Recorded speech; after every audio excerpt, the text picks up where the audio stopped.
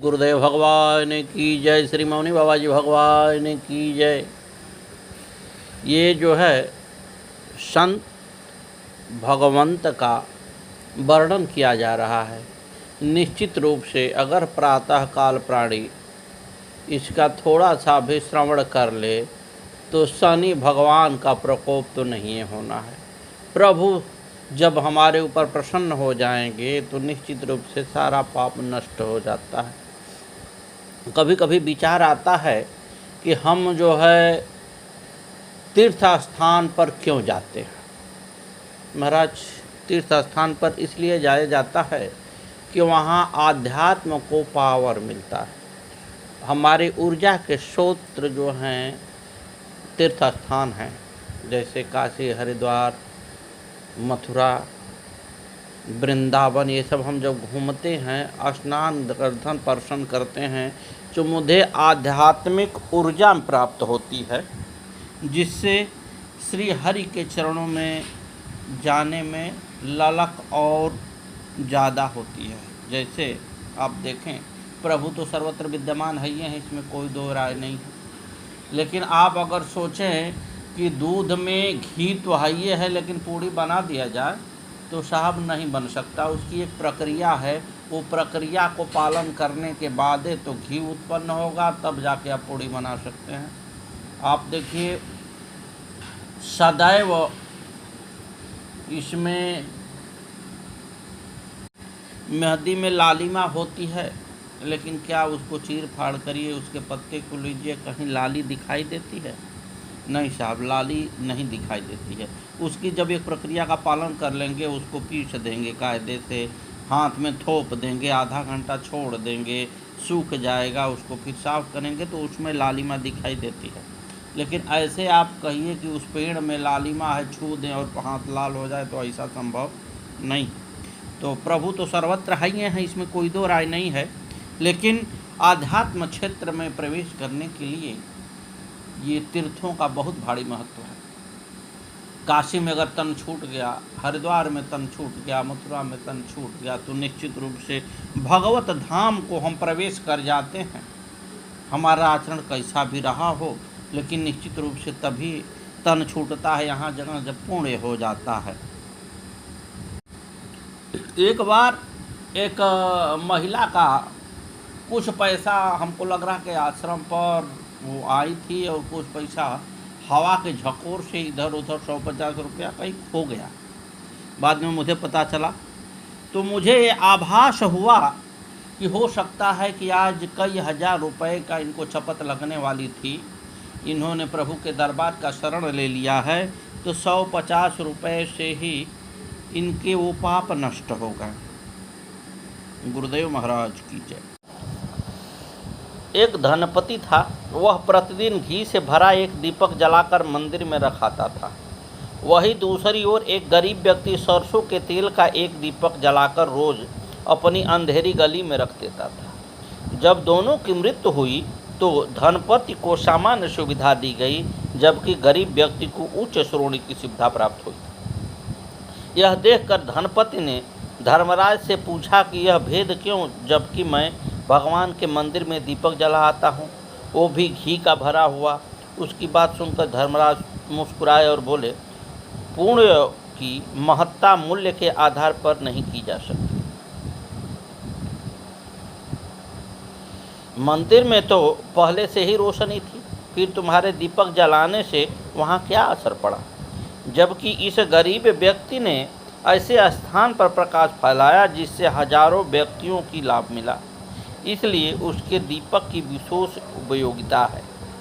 देव महाराज की जय। महाराज, इसी तरह से हम सभी का क्षणभंगुर जीवन है। कहते हैं, क्षणभंगुर जीवन की कलियां, कल प्रात को जान खिले न खिले, मलया गिर की अति शीतल मंद सुगंध समीर मिले न मिले, कलिकाल कुठार लिए फिरते, अब आस नहीं इस जीवन की, जो सुख चाहो तो राम भजो, नहीं प्रातः घेरी घटायम की। प्रिय मित्रों, जब प्राणी का इस देह से नाता टूट जाता है तो हम सभी जब लेके चलते हैं तो आप सुने होंगे, कहते हैं राम नाम सत्य है, राम नाम सत्य है, राम। ये अब उस मुर्दे को बताने से क्या होगा? तो हम सभी मुर्दे को नहीं बताते हैं, ये गौर करने योग्य बात है। हम लोग जो है चिल्लाते हुए जाते हैं तो ये दुनिया को दिखाया जाता है कि देखो ये तो चला गया, लेकिन अभी हम सभी के पास अवसर है और प्रभु का नाम ही सत्य है। आध्यात्म क्षेत्र में प्रवेश करो और प्रभु का गुणगान करो, ये बताया जाता है दुनिया वाले को। जो चला गया उसको हम क्या बता के करेंगे, कोई फ़ायदा नहीं होता। लेकिन इस पर हम गौर नहीं करते हैं कि व्यक्ति जो यहाँ से गुजर रहा है, राम नाम सत्य है, राम नाम सत्य चिल्ला रहा है, तो क्यों चिल्ला रहा है? इसलिए चिल्ला रहा है कि उसको भी बोध हो कि प्रभु ही सत्य हैं और सुनने वाले को भी बोध हो कि प्रभु ही सत्य हैं, इसके अलावा और कोई सत्य है नहीं, बाकी तो सब मिथ्या है। आइए हम सभी श्री गदाधर भट्ट जी के बारे में समझें। श्री गदाधर भट्ट जी समस्त सद्गुणों के समूह तथा सभी को सुख देने वाले थे। आप स्वभाव से सज्जन, सबके मित्र, सदाचारी और पूर्वाचार्यों के वचनों का पालन करने वाले थे। आप ईर्ष्या, कामना आदि दुर्गुणों से रहित कृपा और करुणा के निधान थे। लोगों में अनन्य भाव पूर्वक भजन साधन को दृढ़ करने के लिए आपने शरीर धारण किया था। आप परम धर्म के पुष्ट सेतु थे। श्री वृंदावन धाम में सर्वदा विराजते थे। श्री भागवत की कथा सुधा आपके श्रीमुख से बरसती रहती थी। आप किसी भी प्राणी के लिए दुख नहीं देते थे। श्री गदाधर भट्ट जी आंध्र प्रदेश के बलनाटीय तैलंग ब्राह्मण थे। श्री जीव गोस्वामी जी की प्रेरणा से वृंदावन में आकर श्री रघुनाथ भट्ट जी की अनुगत शिष्य हो गए थे। श्री गदाधर भट्ट जी जब अपनी जन्मभूमि घर में ही रहते थे, उस समय उन्होंने सखी हों श्याम रंग रगी यह पद बनाया। श्री जीव गोस्वामी जी ने श्री वृंदावन में किसी को गाते हुए उक्त पद को सुना तो उनका मन विभोर हो गया। उन्होंने शीघ्र ही एक पत्र लिखकर 2 संतों को श्री गदाधर भट्ट जी के पास भेजा। पत्र में लिखा था कि बिना रंगने के स्थान के आपके ऊपर रंग कैसे चढ़ गया। मुझे यह सोच विचार कर अत्यंत आश्चर्य हो रहा है। प्रेम से ओत पोत पत्र को लेकर दोनों संत श्री भट्ट जी के गांव में पहुँचे। उस समय परम रसिक संत श्री भट्ट जी गांव के बाहर एक कुएं पर बैठे दातून कर रहे थे।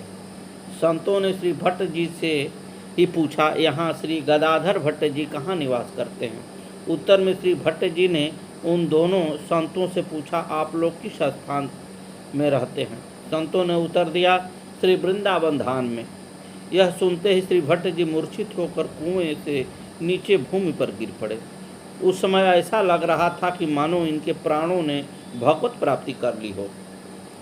श्री गदाधर भट्ट जी की मूर्छा देखकर पत्र लेकर आने वाले साधुओं से किसी ग्रामवासी ने बताया कि श्री गदाधर भट्ट जी ये ही हैं। आश्चर्य करते हुए प्रेम के सब साथ तब उन साधुओं ने श्री भट्ट जी के कान में कहा कि हम आपके लिए श्री वृंदावन से श्री जीव गोस्वामी जी का पत्र लाए हैं। यह सुनकर उनकी मूर्छा दूर हो गई और उठकर बैठ गए। साधुओं ने पत्र दिया, आपने उसे लेकर सिर से लगाया और पढ़कर उसी क्षण उन साधुओं के साथ चल दिए और शीघ्र ही श्री वृंदावन धाम आकर सर्वप्रथम श्री जीव गोस्वामी जी से मिले। मिलन सुख से आंसुओं में आनंद के आंसू भर गए। शरीर की शुद्धि बुद्धि भूल गए। तत्पश्चात धैर्य धारण कर वही सखी हाँ श्याम रंग रंगी पद गाया। श्री वृंदावन में निवास करते हुए आपने श्री जीव गोस्वामी जी से अनेक भक्ति शास्त्रों का अध्ययन और संतों के साथ सत्संग किया। श्री कृष्ण की कथाओं के रस की उमंग आपके अंग अंग में भर गई। भाव में विभोर होकर आप नित्य श्रीमद् भागवत कथा कहते लगे। मथुरा वृंदावन में मध्य में बसे धौरहरा गांव का निवासी कल्याण सिंह नामक एक पवित्र हृदय वाला राजस्थानी राजपूत वृंदावन में श्री गदाधर भट्ट जी की कथा में आने लगा। कथा का ऐसा विचित्र रंग उन पर चढ़ा कि उसने अपनी स्त्री से हंसना बोलना बिल्कुल छोड़ दिया। इससे उनकी स्त्री बड़े दुख में पड़ गई। उसने निश्चय किया कि मैं ऐसी कोई नई युक्ति करूं जिससे हमारे पति का मन कथा और कथावाचक से हट जाए। ऐसी बीच एक गर्भवती तरुणी स्त्री गांव में भीख मांगती हुई दिखाई पड़ी।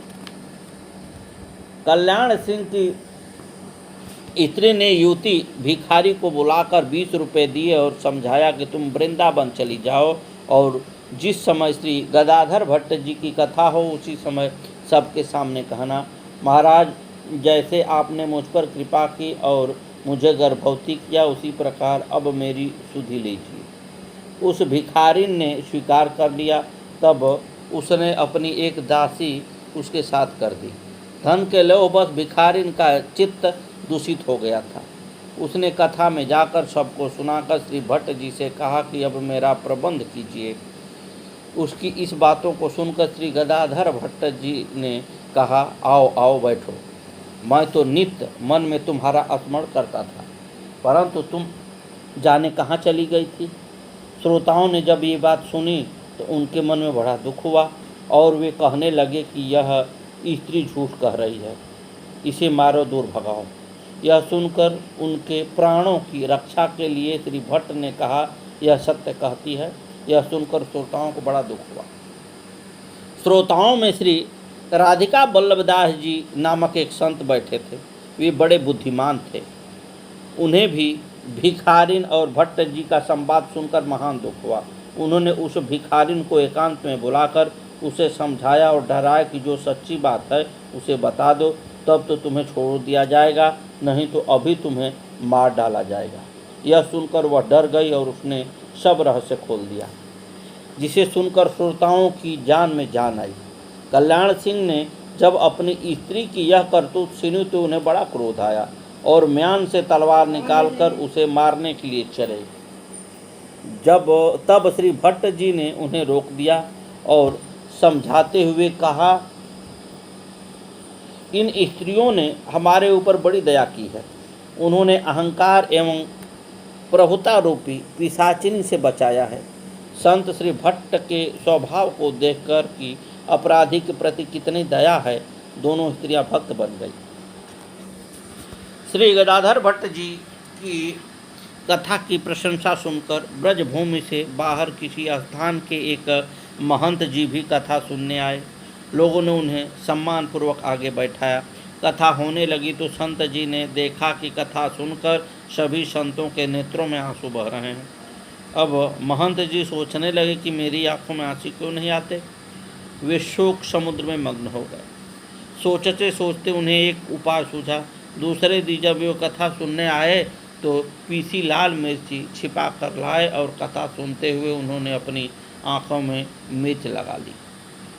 इस बात को किसी संत ने जान लिया और कथा के समाप्त होने पर श्री गदाधर भट्ट जी को बता दिया। जब सभी श्रोता चले गए तब श्री भट्ट जी महंत जी को छाती से लगाकर मिले और रोते हुए पुकार कर बोले, मेरे मन में यदि ऐसी रोने की तीव्र इच्छा प्रकट हो जाती तो मेरा जन्म सफल हो जाता। इस प्रकार कहते कहते आपके नेत्रों से आंसुओं की धार बह चली। उससे महंत जी भीग गए और उनके हृदय में भी प्रेम प्रकट हो गया। एक बार श्री गदाधर भट्ट जी के आश्रम में एक चोर घुस आया और उसने बहुत सी संपत्ति सामान बटोर कर एक गठरी बांध ली, परंतु जब वह गठरी उठाने लगा तो अधिक भारी होने के कारण उसे उठा नहीं सका। श्री भट्ट जी देख रहे थे। वे उसके पास आए और उन्होंने गठरी उठा दी। चोर को आश्चर्य हुआ। उसने आपका नाम पूछा। तब आपने बताया कि नाम सुनकर उसके मन में इनके प्रति बड़ा प्रेम हुआ और वह बोला, मुझसे बड़ी भारी भूल हो गई। मैं नहीं जानता था कि यह आपका घर है। सिर से गठरी उतारकर वह क्षमा प्रार्थना करने लगा।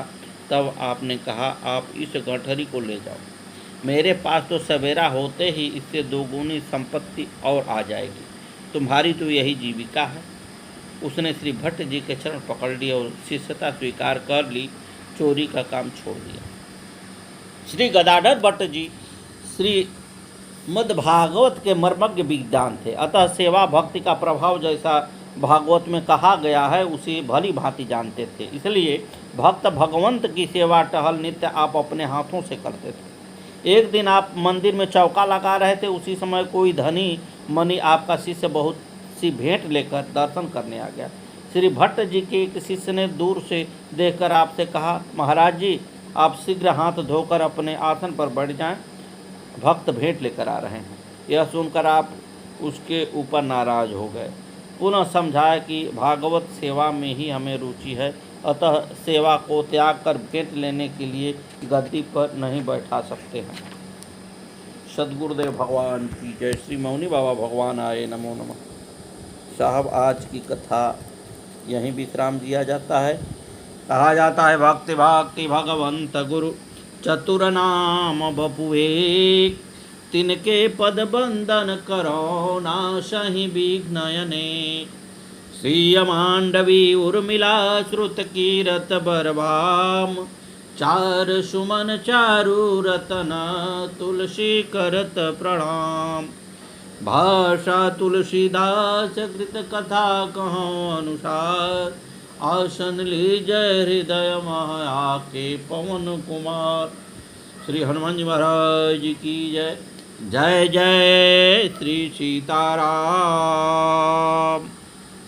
मेरे प्रिय मित्रों, भाई बहनों, माताएं, आप सभी से अनुरोध है कि इस कथा में ज़रूर आप लौ लगाएं, ज़रूर सुनने का प्रयास करें। थोड़ा ही सही, थोड़ा तो बोलते ही हैं केवल, बड़ा खोज खाज के संतों का चरित्रों का वर्णन होता है। थोड़ा ही सही। अब रोज़ प्रातःकाल चौका बर्तन करिए, खाना बनाइए और उसी समय थोड़ा सा सुनिए। कुछ दिन सुनने के बाद मैं गारंटी से कह सकता हूँ कि बड़े आपके जीवन में आनंद आएगा। माया प्रपंच दूर भागने लगेगी। अगर माया प्रपंच को दूर भागना है, हरि में के शरण में थोड़ा सा भी जाना है, तो उनके कृपा की ज़रूरत होगी। कृपा कैसे होगी? जब संत लोगों के चरित्रों का वर्णन सुनेंगे।